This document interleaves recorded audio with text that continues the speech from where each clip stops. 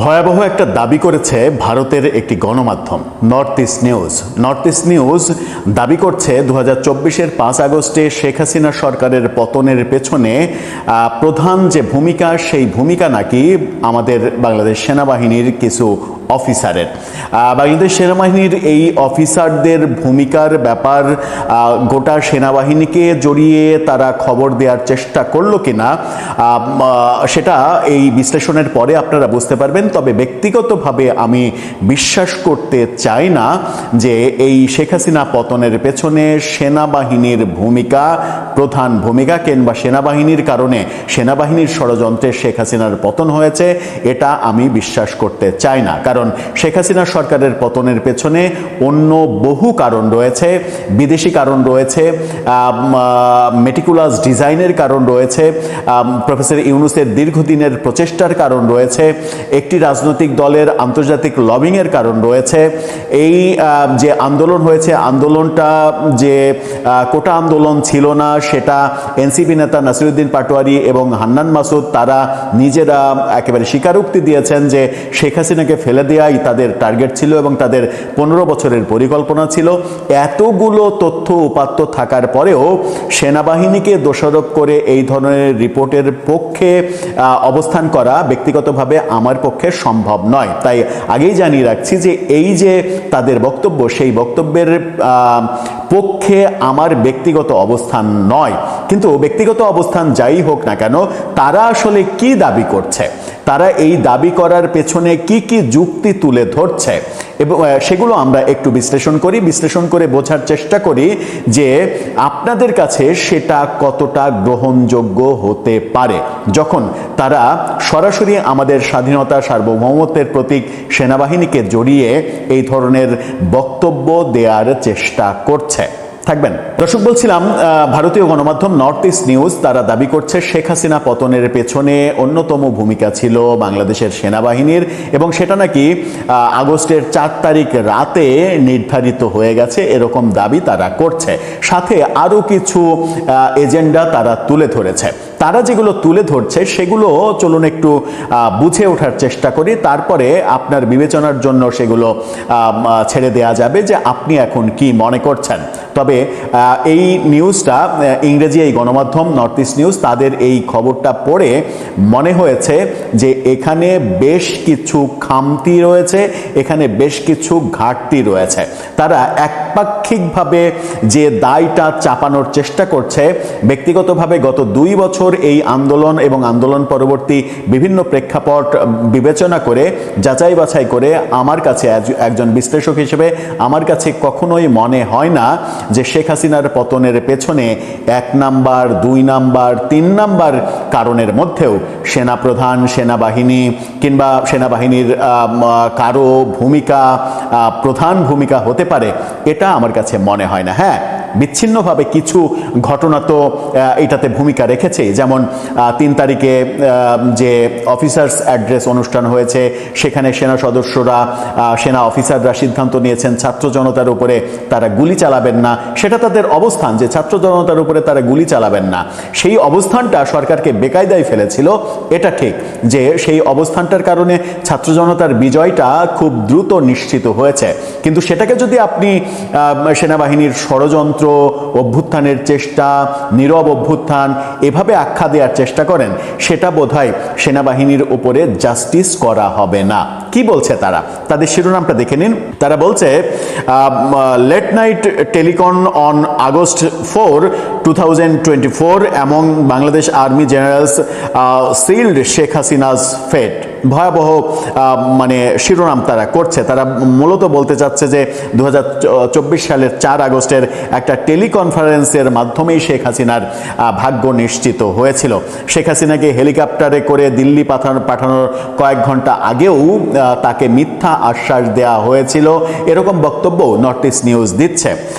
তারা বলছে যে টেলিকনফারেন্সের মাধ্যমে সিদ্ধান্ত গ্রহণকারী কিছু ঊর্ধ্বতন কর্মকর্তা, তাদের মধ্যে একজন প্রভাবক ছিলেন অন্য একটা বাহিনীর কর্মকর্তা, এরকম খবর তারা দিচ্ছে। আমি নামগুলো মেনশন করতে চাই না, তারা বিভিন্ন বাহিনীর বিভিন্ন জনের নামও মেনশন করেছে। কিন্তু যেহেতু এগুলোর কোনো অথেন্টিক প্রমাণ নেই, এই খবরটা হতে পারে তাদের মন গড়া খবর, সেই কারণে আমি নামগুলো মেনশন করতে চাই না। তারা মূলত কি বলতে চাইছে সেটা আপনাদের কাছে উপস্থাপন করতে চাই। তারা বলতে চাচ্ছে যে মানে যখন তাকে শেখ হাসিনাকে বারবার মিথ্যা আশ্বাস দেওয়া হচ্ছিল, ততক্ষণে বিপর্যস্ত শেখ হাসিনা সরকারের জন্য আর কোনো বিকল্প পথ খোলা ছিল না। যদিও সকলের কাছেই এটা স্পষ্ট যে আওয়ামী লীগ সরকারের পতন কয়েকদিনের ব্যাপার না হলেও কয়েক ঘন্টার ব্যাপার মাত্র। তবে 2024 সালের 4 আগস্টের সেই দুর্ভাগ্যজনক রাতে মানে সেনাবাহিনীর সদস্য, সেনাপ্রধান, স্বরাষ্ট্রমন্ত্রীর মিটিং, প্রধানমন্ত্রীর মিটিং, এই ব্যাপারগুলোও উল্লেখ করছে, যেগুলো পরবর্তীতে রাতে মানে বাহিনীর অভ্যন্তরীণ টেলিকনফারেন্সে সিদ্ধান্তগুলো উল্টে যায়, এরকমটা দাবি করছে নর্থ ইস্ট নিউজ। তারা বলছে যে তৎকালীন আন্তর্জাতিক অপরাধ ট্রাইব্যুনালের প্রধান প্রসিকিউটর তাজুল ইসলামের চালানো ধারাবাহিক ও দীর্ঘায়িত কঠোর জিজ্ঞাসাবাদ এবং তীব্র মানসিক নির্যাতন 2025 সালের নভেম্বরে বাংলাদেশ নৌবাহিনীর রিয়ার অ্যাডমিরাল মোহাম্মদ সোহেলকে অবসাদের দ্বার প্রান্তে ঠেলে দেয়। অর্থাৎ আন্তর্জাতিক অপরাধ ট্রাইব্যুনালে নির্যাতন করা হয়েছে একজন অবসরপ্রাপ্ত মানে সামরিক অফিসারকে, এটা তারা বলছে। ঢাকার ধানমন্ডির একটি গোপন আস্তানায় তাজুল ইসলামের দলের চাপের ফলে সোহেল অন্তত একবার বমি করে জ্ঞান হারিয়েছিলেন, এই তথ্যও তারা দাবি করছে। সোহেল, যিনি চট্টগ্রাম পোর্ট ট্রাস্টের চেয়ারম্যান ছিলেন, বাধ্যতামূলক অবসরে যাওয়ার আগে 20 আগস্ট 2024 তারিখে ঢাকার বনানী থেকে তাকে গ্রেপ্তার করা হয়। গ্রেপ্তারের 13 দিন আগে তাকে সিপিটি থেকে সরিয়ে নৌ প্রশিক্ষণ ও মতবাদ বিভাগের কমান্ডার হিসেবে পদায়ন করা হয়েছিল। বিভিন্ন মানে তথ্যগুলো তারা তুলে ধরছে। সাবেক সেনাপ্রধান জেনারেল অবসরপ্রাপ্ত ইকবাল করিম ভূঁইয়া এবং লেফটেন্যান্ট কর্নেল বরখাস্ত হাসিনুর রহমান সোহেলের বরখাস্ত গ্রেপ্তারে সক্রিয় ভূমিকা পালন করে। অর্থাৎ এই নৌবাহিনীর এই সাবেক সদস্যকে বরখাস্ত করা, গ্রেপ্তার করা, এটাতে সাবেক সেনাপ্রধান একজন মানে অন্যতম ভূমিকা পালন করে, সেই দাবিও তারা করছে। 2024 সালের 6 আগস্ট সাবেক নিরাপত্তা উপদেষ্টা জেনারেল অবসরপ্রাপ্ত তারেক সিদ্দিকীকে সমুদ্রপথে দেশ থেকে পালাতে সহায়তা করার দায়ে সোহেলের কাছ থেকে স্বীকারোক্তি আদায়ের চেষ্টা করা হয়। পরবর্তীতে শেখ হাসিনা, মেজর জেনারেল অবসরপ্রাপ্ত সিদ্দিকী, মেজর জেনারেল জিয়াউল হাসানের বিরুদ্ধে একটি হত্যা মামলায় তাকে রাষ্ট্রপক্ষের সাক্ষী হওয়ার প্রস্তাব করা হয়, অর্থাৎ রাজসাক্ষী হওয়ার প্রস্তাব করা হয়। ধারাবাহিক হত্যাকাণ্ডে জিয়াউল হাসানের কথিত সম্পৃক্ততার প্রমাণ দিলে তাকে সপরিবারে বিদেশে নিরাপদে স্থানান্তরের প্রস্তাবও দেওয়া হয়। এরকম ভয়াবহ দাবি নর্থ ইস্ট নিউজ করছে। ছাত্র আন্দোলন তীব্র হওয়ায় সিদ্দিকী, অর্থাৎ তারেক সিদ্দিকী, সাবেক প্রধানমন্ত্রী শেখ হাসিনার নিরাপত্তা যে উপদেষ্টা, তারেক সিদ্দিকী বাহিনীর উপরে নিয়ন্ত্রণ হারিয়ে ফেলেন। সামরিক সচিব সমন্বয় করতে অনিচ্ছুক ছিলেন।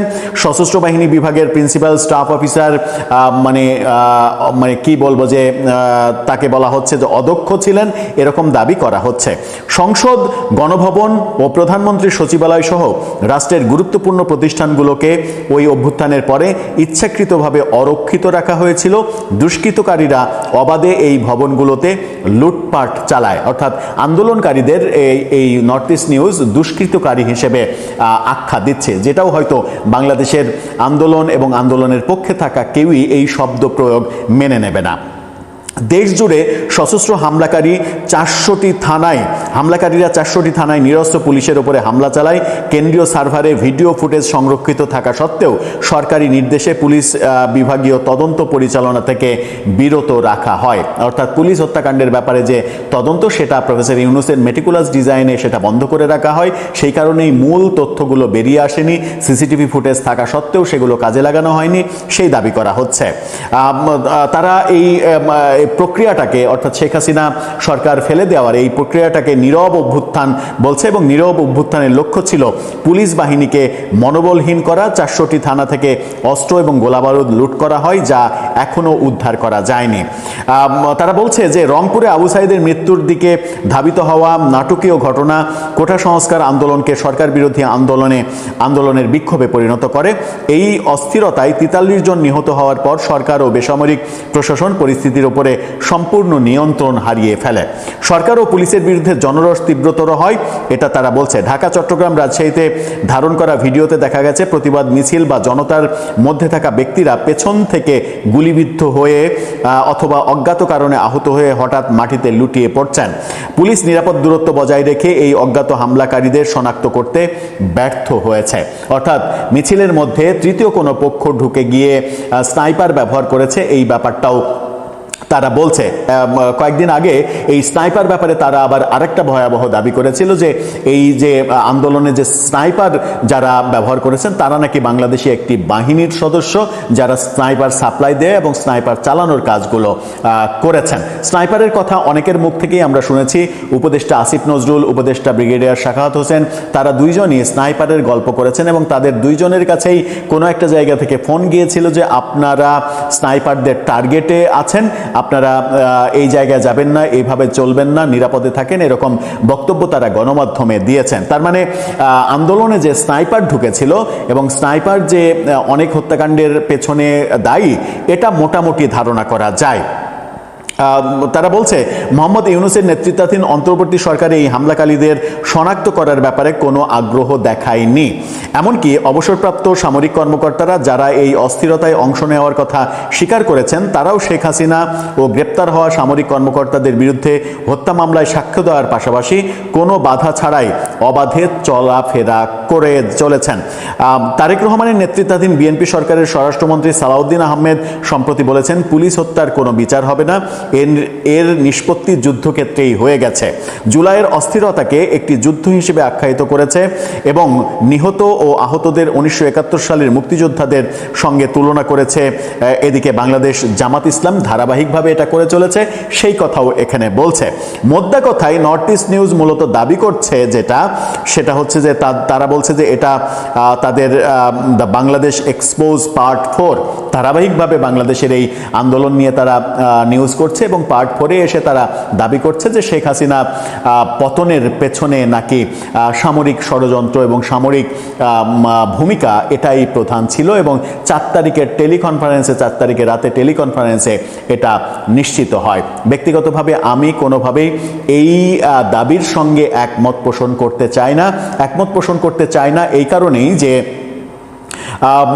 সেনাপ্রধান তিনি ছিলেন শেখ হাসিনার অন্যতম আস্থাভাজন ব্যক্তি। এটা একটা বড় কারণ। এটার চাইতেও বড় কারণ হচ্ছে বাংলাদেশের সেনাবাহিনীর কোনো কর্মকাণ্ডে এরকমটা মনে হয়নি যে তারা সরকারের বিরুদ্ধে বিদ্রোহ করছে, বরং তারা 3 তারিখ পর্যন্ত যে পরিস্থিতি চলছিল, আন্দোলনের যে পরিস্থিতি চলছিল, সেই পরিস্থিতির প্রেক্ষাপটে 3 তারিখে যে অফিসার্স অ্যাড্রেস হয় সেনানিবাসে, সেখানে তারা সিদ্ধান্ত নেয় এবং সেই সিদ্ধান্তটা সম্ভবত ওয়াইজ সিদ্ধান্ত ছিল যে তারা ছাত্র জনতার উপরে গুলি চালাবে না। যদি গুলি চালানোর সিদ্ধান্ত তারা নিতেন তাহলে কি ম্যাসাকার পরিস্থিতি হতো সেটা একবার কি আমরা কল্পনা করি। ধরে নিন যে 5 তারিখে শেখ হাসিনা পতন হচ্ছে, সকালবেলায় ঢাকার বিভিন্ন দিক থেকে আন্দোলনকারীরা গণভবনের দিকে ছুটে আসছে। গণভবনে যারা এসএসএফ নিরাপত্তায় থাকেন এবং সামরিক বাহিনীর যে নিরাপত্তা থাকে, প্রধানমন্ত্রী গণভবন এবং বঙ্গভবনে প্রধানমন্ত্রী এবং রাষ্ট্রপতিকে নিরাপত্তা দেওয়ার প্রথম সূত্র কি আপনারা নিশ্চয় জানেন। সূত্র হচ্ছে যারা নিরাপত্তার দায়িত্বে থাকেন তাদের কাছে একমাত্র বিবেচনার বিষয় হচ্ছে যাকে তারা নিরাপত্তা দিচ্ছেন, অর্থাৎ প্রধানমন্ত্রী অথবা রাষ্ট্রপতি। বাকি যে কেউ, এমনকি সেই ব্যক্তি যদি সেনাপ্রধানও হন, নৌপ্রধান হন, বিমান প্রধানও হন, সেটাও বিবেচ্য হবে না। যদি তারা মনে করে এই নিরাপত্তা বাহিনীতে কাজ করা ব্যক্তিরা যদি মনে করে যে প্রধানমন্ত্রী কিংবা রাষ্ট্রপতির নিরাপত্তার জন্য এই ব্যক্তি হুমকি স্বরূপ, তাহলে তার উপরে গুলি চালানোর জন্য কারো কাছ থেকে অর্ডার নিতে হবে না, তারা সেটা করতে পারবে। আপনারা খেয়াল করলে দেখবেন যে মইনিউ আহমেদ 111-এর সময় যিনি সেনাপ্রধান ছিলেন, তিনি পরবর্তীতে একটা বই লিখেছিলেন। সেই বইয়ে তিনি যেটা লিখেছিলেন সেটা হচ্ছে যে রাষ্ট্রপতির কাছে যখন তিনি গিয়েছিলেন, তৎকালীন রাষ্ট্রপতি ইয়াজউদ্দিন আহমেদের কাছে যখন বঙ্গভবনে গিয়েছিলেন, তিনি এবং তার সঙ্গে কয়েকজন সাথে নিয়ে গিয়েছিলেন, মূলত 3 বাহিনীর 3 জন গিয়েছিলেন। সেই যাওয়ার সময় তিনি খুব ভয়ে ছিলেন। এই কারণেই তিনি প্রেক্ষাপটটা বর্ণনা করেছিলেন যে রাষ্ট্রপতির নিরাপত্তার দায়িত্বে থাকা ব্যক্তিদের কাছে সেনাপ্রধানও কোনো বিবেচ্য বিষয় নয়। যে কোনো মুহূর্তে যদি রাষ্ট্রপতি অর্ডার দেন কিংবা ওই নিরাপত্তার দায়িত্বে থাকা ব্যক্তিরা যদি মনে করেন যে রাষ্ট্রপতির নিরাপত্তার জন্য আমরা হুমকি, তাহলে আমাদের উপরে গুলি চালাতে 1 মিনিট 1 সেকেন্ডও তারা ভাববে না। সেরকম জীবন একবারে হাতের মুঠোয় নিয়ে আমরা সেদিন বঙ্গভবনে গিয়েছিলাম, এরকম বক্তব্য তিনি কিন্তু তার লেখায় লিখেছেন। এবং সেই লেখাটা যদি আপনি পড়ে থাকেন কিংবা আমলে নেন, তাহলেই বুঝতে পারবেন যে রাষ্ট্রপতি এবং প্রধানমন্ত্রীর নিরাপত্তা ব্যবস্থা এতটাই মানে কঠোর। সেই ক্ষেত্রে সেদিন গণভবনের দিকে ছুটে আসা জনতা, হাজার হাজার লাখ লাখই বলা যায়, লাখ লাখ জনতাকে যদি নিবৃত করতে হতো, তাদের আন্দোলন যদি থামাতে হতো কিংবা রাজধানীর বিভিন্ন পয়েন্টে তাদের এই যাত্রা যদি থামাতে হতো, তাহলে তাদের উপরে গুলি চালাতে হতো এবং সেই গুলি পুলিশের গুলিতে কাজ হতো না, সেই গুলি আনলিমিটেড সেনাবাহিনীর গুলি প্রয়োজন হতো। তাহলে কি ম্যাসাকার অবস্থা হতো, কত হাজার কত লক্ষ মানুষের মৃত্যুর ঘটনা ঘটতে পারত। সেরকম ম্যাসাকার অবস্থা হবে এটা অনুমান করেই সেনাবাহিনী 3 তারিখে সিদ্ধান্ত নিয়েছে যে তারা জনতার উপরে গুলি চালাবে না। মূলত 4 তারিখের কথা যেটা নর্থ ইস্ট নিউজ দাবি করছে, মূলত এটা সত্য হতেই পারে না। কারণ 3 তারিখে ওই সিদ্ধান্ত যে ছাত্র জনতার উপরে গুলি চালাবে না, তারা গুলি না চালিয়ে যেটা হয় সেটা করবে, সেই সিদ্ধান্ত মূলত শেখ হাসিনা সরকারের ভাগ্য নির্ধারিত করে দিয়েছিল। এই ব্যাপারগুলোকে আপনি যদি কিংবা কোনো পত্রিকা যদি ষড়যন্ত্র হিসেবে দেখে, এটা যদি কু হিসেবে দেখে, সেটা তাদের দৃষ্টিভঙ্গি, তারা দেখতেই পারে। কিন্তু এটাকে আপনি যদি গভীরভাবে আলোচনা, পর্যালোচনা কিংবা বিশ্লেষণ করে দেখার চেষ্টা করেন, তাহলে এটাকে কোনোভাবেই আপনি কু কিংবা ষড়যন্ত্র বলতে পারবেন না। পেছনে অনেক কিছু থাকতে পারে, কিন্তু ওই মুহূর্তে তারা যে সিদ্ধান্ত নিয়েছে সেটাকে আপনি সম্মিলিত সিদ্ধান্ত, কু তো করে 2-1 জন, যখন ব্যাপারটা সম্মিলিত সিদ্ধান্ত হয় সেটাকে কি আপনি কু বলতে পারেন, কোনো ষড়যন্ত্র বলতে পারেন? আমার মনে হয় যে এখানেই এই নিউজের একটা বড় ঘাটতি। হ্যাঁ, এই নিউজটা পড়ে হয়তো যারা আওয়ামী লীগ করেন, আওয়ামী লীগের সমর্থক, তারা অনেক বেশি হ্যাপি হবেন। তারা মনে করবেন যে এই তো থলের বিড়াল বেরিয়েছে। কিন্তু থলের বিড়ালটা এখনো যে অনেক অনেক দূরে আছে এবং অনেক গভীরে লুকিয়ে আছে। আদতে শেখ হাসিনা পতনের যে মেটিকুলাস ডিজাইন, এই ডিজাইনটা কোথায় থেকে হয়েছিল এটা আমরা কিছুই জানি না। হয়তো ইতিহাসে কোনো একদিন জানবো, যেদিন বেরিয়ে আসবে যে শেখ হাসিনার ব্যর্থতার জন্য কত % পতন হয়েছে আর কত % ডিজাইনের কারণে পতন হয়েছে। সেই মানে গ্রাফটাও আমাদের কাছে স্পষ্ট হয়ে যাবে সেদিন। দর্শক, এই নিউজ এবং এই নিউজের বক্তব্য সম্পর্কে আমার মতামত আপনার বিবেচনায় যদি না আসে, তাহলে আপনার বক্তব্যকে জানিয়ে লিখতে পারেন আমাদের কমেন্ট বক্সে। তবে অবশ্যই সেই মানে বক্তব্যটা যেন অন্ধ রাজনৈতিক প্রেমের ফসল না হয়, যেন নিরপেক্ষ দৃষ্টিকোণ থেকে বক্তব্যটা হয়, এই প্রত্যাশা আমরা করব। প্রিয় দর্শক, ভারতের একটি গণমাধ্যম নর্থ ইস্ট নিউজ, অনেকেই আপনারা এই পোর্টালটির নাম জানেন, তার কারণ তারা মাঝে মধ্যেই খুবই স্পর্শকাতর বিষয়ে কিছু কিছু রিপোর্ট প্রকাশ করে। ঠিক তেমনই একটি রিপোর্ট প্রকাশ করেছে নর্থ ইস্ট নিউজ। 2024-এর 5 আগস্টের অভ্যুত্থানকে কেন্দ্র করে কোনো কোনো পুলিশ সদস্য বা সাধারণ মানুষের গায়ে যে 7.62 রাইফেলের বুলেট পাওয়া গিয়েছিল, সেই বুলেট, সেই রাইফেল কোত্থেকে এলো, এবং এই প্রশ্নটি প্রথমে করেছিলেন সাবেক উপদেষ্টা ব্রিগেডিয়ার জেনারেল অবসরপ্রাপ্ত Sakhawat Hossain. North east news খুঁজে বের করার চেষ্টা করেছে তাদের দাবি অনুযায়ী কোত্থেকে এই রাইফেল আসলে এলো, কারা সাপ্লাই দিয়েছিল। আমার এই পর্বে আমার নিজস্ব কোনো মতামত থাকবে না, তবে শুরুতেই বলে রাখি, নর্থ ইস্ট নিউজ যেই তথ্যগুলো দেওয়ার চেষ্টা করেছে তা খুবই স্পর্শকাতর এবং অবশ্যই অবশ্যই আমাদের সেনাবাহিনীর পক্ষ থেকে একটি বক্তব্য আমরা আশা করছি, নইলে নানান ধরনের বিভ্রান্তির সৃষ্টি হবে। এর মধ্যেই রিপোর্টটি অনেকের কাছে চলে গিয়েছে।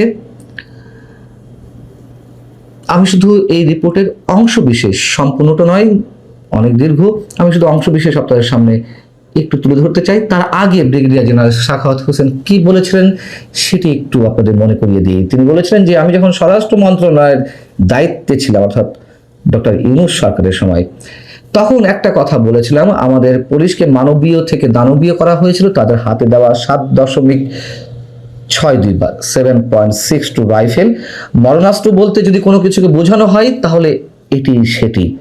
এই রাইফেলের একটা বুলেট আমি দেখেছি একটা ছেলের হাতে লেগেছে, তার পুরো হাত ভেঙে চলে গেছে।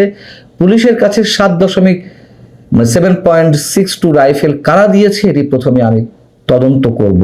এমনকি আমি কথাও বলেছিলাম যে সিভিলিয়ানদের হাতেও এই রাইফেল আমি দেখেছি, তারা পুলিশের অংশ হিসেবে ছিল, সেটিও আমি তদন্ত করতে বলবো। অর্থাৎ তিনি স্বরাষ্ট্র মন্ত্রণালয়ের দায়িত্ব নেওয়ার পর 8 তারিখে ইউনূস গভর্নমেন্ট ওথ নিল, তার 2 দিন পরেই তিনি আহত আনসার সদস্যদের দেখতে গিয়েছিলেন, পুলিশ সদস্যদের দেখতে গিয়েছিলেন। তখন তিনি গণমাধ্যমের সামনে এই মন্তব্য করেছিলেন এবং তিনি আরো বলেছিলেন যে কেন পুলিশকে এই রাইফেল দেওয়া হয়েছে এবং এত বছর এই রাইফেল পুলিশের নামে কিভাবে সিভিল পোশাকে লোকজনের কাছে গিয়েছে, সিভিল পোশাকে লোকজনের কাছে গিয়েছে বা সিভিলিয়ানদের হাতে গেছে। বিষয়টা পুরস্কার, যেটি বিশেষ গোষ্ঠী কত ভয়ঙ্কর খেলায় উন্মত্ত হয়ে উঠেছিল। শেখ হাসিনা সরকারের পতন অবশ্যই অনেকেই চাইতে পারেন, কিন্তু এই আন্দোলনের পেছনে আসলে ডিপ স্টেট সহ কারা অংশীদার ছিল তাও মোটামুটি নর্থ ইস্ট নিউজের এই রিপোর্টে খানিকটা হয়তো অনেকে ধারণা করতে পারেন যে কারা ছিল। নর্থ ইস্ট নিউজের যে দাবি সেটা যে সম্পূর্ণ অংশে সত্য আমি সে কথাও বলছি না, আমি শুধু তাদের বক্তব্যটা তুলে ধরছি। বাদ বাকি অবশ্যই আমরা আশা করব সেনাবাহিনীর পক্ষ থেকে একটা প্রেস রিলিজ। নর্থ ইস্ট নিউজের শিরোনামের প্রথম অংশ হচ্ছে ট্রেসিং দ্য 7.62 mm অ্যামোট্রাইল, অর্থাৎ 7.62 mm গুলির পথের সন্ধান। এখানে যা বলা হচ্ছে তা হচ্ছে সেনাবাহিনীর অভ্যন্তরীণ সূত্র ও নথিপত্র থেকে জানা যায় যে 2024 সালের জুলাই আগস্ট মাসে ব্যবহৃত নিষিদ্ধ বোরের গুলি সরবরাহে বাংলাদেশ সেনাবাহিনীর আর্টিলারি ডিভিশনের কিছু কর্মকর্তার সংশ্লিষ্টতা থাকতে পারে।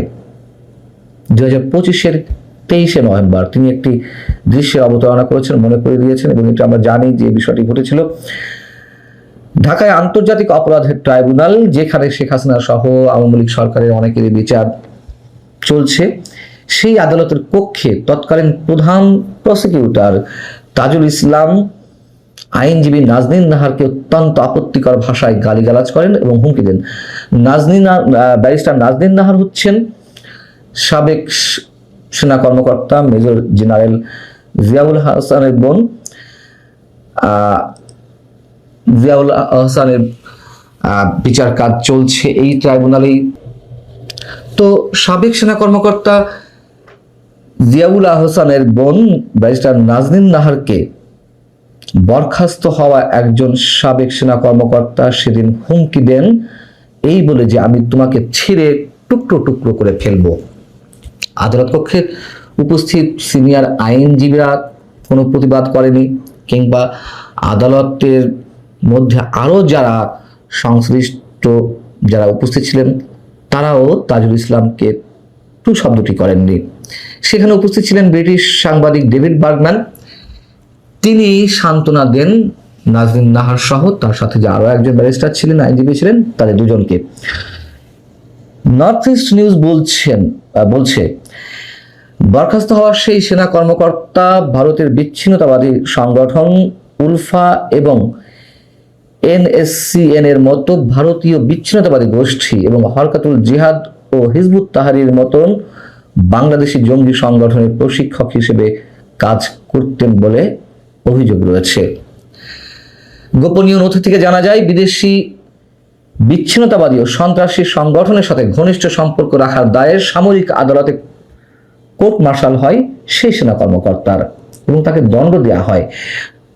এখানে বলা হচ্ছে 2009 থেকে 2011 সালের মধ্যে র্যাপিড অ্যাকশন ব্যাটালিয়নের তৎকালীন অতিরিক্ত মহাপরিচালক লেফটেন্যান্ট কর্নেল জিয়াউল আহসান, পরবর্তীতে যিনি মেজর জেনারেল পদে পদোন্নতি পান এবং যার বিচার কাজ চলছে, তার নেতৃত্বে বাংলাদেশে উলফা ও নাগা বিদ্রোহীদের মতো ভারতীয় বিচ্ছিন্নতাবাদী গোষ্ঠীর কার্যকলাপ নিষ্ক্রিয় ও নির্মূল করা হয়েছিল। তার নেতৃত্বে পরিচালিত অভিযানে হরকাতুল জিহাদও নির্মূল করা হয়। র্যাবের তদন্তে ভারতীয় বিচ্ছিন্নতাবাদী গোষ্ঠী এবং হরকাতুল জিহাদের সঙ্গে সাবেক ওই সেনা কর্মকর্তার গভীর সংযোগ প্রমাণিত হয় এবং এই প্রমাণের ফলে 2012 সালের 15ই মার্চ কোর্ট মার্শালের রায়ে তিনি সহ তার আরো 2 সহযোগী অর্থাৎ আরো 2 সাবেক সেনা কর্মকর্তা তাদেরকে বরখাস্ত করা হয় এবং 4 বছর 3 মাসের সশ্রম কারাদণ্ড দেওয়া হয়। ভারতীয় বিচ্ছিন্নতাবাদী জন ও রাজেশের সঙ্গে তাদের ঘনিষ্ঠ যোগাযোগের প্রমাণ পাওয়া যায় হাসিনুরের অনুরোধে, অর্থাৎ এখানে সাবেক সেনা কর্মকর্তা বলতে লেফটেন্যান্ট কর্নেল রিটায়ার্ড হাসিনুর কথা বলা হয়েছে। সেই সাবেক সেনা কর্মকর্তা হাসিনুরের অনুরোধে আরো এক সেনা কর্মকর্তা ব্রাহ্মণবাড়িয়ার সরাইলে বিদেশি বিচ্ছিন্নতাবাদী গোষ্ঠীগুলোকে আশ্রয় দিয়েছিলেন। পাকিস্তানের গোয়েন্দা সংস্থা ISI এর সঙ্গে তাদের সম্পর্ক ছিল। তারা পার্বত্য চট্টগ্রামে UPDF এবং JSS এর মতো স্থানীয় বিচ্ছিন্নতাবাদী দলগুলোর সঙ্গে ভারতীয় বিচ্ছিন্নতাবাদী দলগুলোর সংযোগ স্থাপন করে দিয়েছিলেন এবং ময়মনসিংহে একাধিক সভা করেছিলেন। আমরা জানি KNF এর নাম, বাংলাদেশে পার্বত্য চট্টগ্রাম ভিত্তিক যে বিচ্ছিন্নতাবাদী সংগঠন, তাদের সঙ্গে আবার ভারতের কোনো বিচ্ছিন্নতাবাদী সংগঠনের যোগাযোগ রয়েছে, এগুলো আমরা আগে থেকে জেনে আসছি। নর্থ ইস্ট নিউজ বলছে 2014 সালের 21 এপ্রিল তৎকালীন প্রাক্তন সেনাপ্রধান জেনারেল ইকবাল করিম ভুইয়া বরখাস্তকৃত ওই সেনা কর্মকর্তার সাজা শেষ হওয়ার আগেই তার মুক্তির ব্যবস্থা করেন। 2023 সালের ডিসেম্বর থেকে শেখ হাসিনা সরকারকে উৎখাত করার পরিকল্পনার অংশ হিসেবে জেনারেল ভুইয়া ও জেনারেল সরওয়ার্দী সমমনা অবসরপ্রাপ্ত কর্মরত সামরিক কর্মকর্তাদের সঙ্গে যোগাযোগ রক্ষা করে চলেন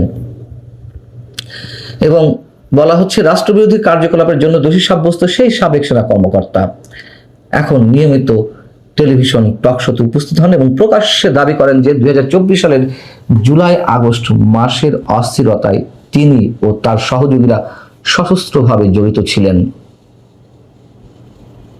নর্থ ইস্ট নিউজ বলছে গোয়েন্দা সংস্থাগুলো প্রকাশ করেনি যে বরখাস্ত ও অবাঞ্ছিত সামরিক কর্মকর্তারা কিভাবে প্রাণঘাতী অস্ত্র সংগ্রহ করেছিলেন, অর্থাৎ সেই 7.62 mm রাইফেল। বরখাস্ত হওয়া কর্মকর্তারা বিদেশি বিচ্ছিন্নতাবাদী গোষ্ঠীগুলোর জন্য পেশাদার ভাড়াটে প্রশিক্ষক হিসেবে কাজ করেন। গোয়েন্দা প্রতিবেদন থেকে জানা যায় তারা তাদের উপার্জিত অর্থ শেয়ার বাজার এবং বিটকয়েন ট্রেডিং এ বিনিয়োগ করেন এবং এই বিটকয়েন সম্পর্কিত আমরা আরো বেশ কিছু কথাবার্তা শুনছি। সাবেক উপদেষ্টাদের মধ্যে কেউ কেউ, অর্থাৎ ডক্টর ইউনূসের সরকারের উপদেষ্টা পরিষদের সদস্যদের কেউ কেউ বিটকয়েনে হাজার হাজার কোটি টাকা রেখেছে। এই প্রতিবেদনে বলা হচ্ছে যে যুদ্ধাপরাধের দোষী সাব্যস্ত জামাতে ইসলামের সাবেক আমির গোলাম আজমের ছেলে বরখাস্ত হওয়া ব্রিগেডিয়ার জেনারেল আজমির সাথেও যোগাযোগ বজায় রাখেন। সেনাবাহিনী থাকা ভারত বিরোধী কর্মকর্তার উপর আজমির প্রভাব রয়েছে। 16 জুলাই থেকে 4 আগস্টের মধ্যে ঢাকায় নিহতদের অধিকাংশই স্নাইপার রাইফেলে ব্যবহৃত 7.62 mm ক্যালিবারের গুলিতে মারা যান। এই ধরনের অস্ত্র সাধারণত সেনাবাহিনীর আর্টিলারি ডিভিশন ব্যবহার করে থাকে। অস্থিরতার সময় পুলিশ হত্যায় বিদেশি ভাড়াটে বিচ্ছিন্নতাবাদী জড়িত ছিল। জানা গেছে অন্তত 3 জন American, Matthew VanDyke, Terence আরভিল Jackson এবং রিচার্ড ড্যানিয়েল রোমান, যারা মার্কিন নিরাপত্তা সংস্থাগুলোর সাথে গোপনে যোগাযোগ রাখতেন, তারা 2024 সালের জুলাই আগস্ট মাসে বাংলাদেশে উপস্থিত ছিলেন। এখানে ডিপ স্টেটে খেলা ছিল এই আন্দোলনে, এখন ডিপ স্টেটে খেলা চলছে। এবং খুব সহজ কথা আবারও বলি, শেখ হাসিনার সরকারের সময় আইন শৃঙ্খলা রক্ষাকারী বাহিনীর সদস্যরা গুলি করেছে, কিন্তু আইন শৃঙ্খলা রক্ষাকারী বাহিনীর সদস্যরা, পুলিশ সদস্যরা নিহত হয়েছেন এবং এই নিহতের সংখ্যা অনেক বলে অনেকে দাবি করেন। পুলিশকে তো আর আওয়ামী লীগের কর্মী সমর্থকরা মারেনি, তাই না? আবার পুলিশ সদস্যদের উপরে যে আক্রমণ করতে পারে তার একটি ধারণা এখানে পাওয়া গেছে, যে সেখানেও ডিপ স্টেটের খেলোয়াড়রা ছিলেন বা যারা এই খেলা অংশ নিয়েছিলেন তাদের নেতৃত্বে, তাদের অনুসারে কোনো সদস্য থাকতে পারেন। অর্থাৎ এই যে 1400 মানুষ হত্যাকাণ্ডের শিকার হলেন জাতিসংঘের দাবি অনুযায়ী, তাদের মধ্যে সবাই তো 5 আগস্টের আগে নিহত হননি। যারা নিহত হয়েছিলেন তারা কাদের গুলিতে নিহত হয়েছিলেন? এবং আত্মস্বীকৃত খুনিরা বাংলাদেশে তো রয়েছেই, তারা বলছে তারা কি কি করেছিল ওই সময়। অর্থাৎ নর্থ ইস্ট নিউজের এই রিপোর্টটি আমরা কতটুকু গ্রহণ করব, কতটুকু বর্জন করব, এটি যার যার ধারণার উপরেই নির্ভর করবে। তবে আমি মনে করি সেনাবাহিনীর পক্ষ থেকে একটি বিবৃতি আসা উচিত অন্তত আমাদের জন্য। ভালো থাকুন।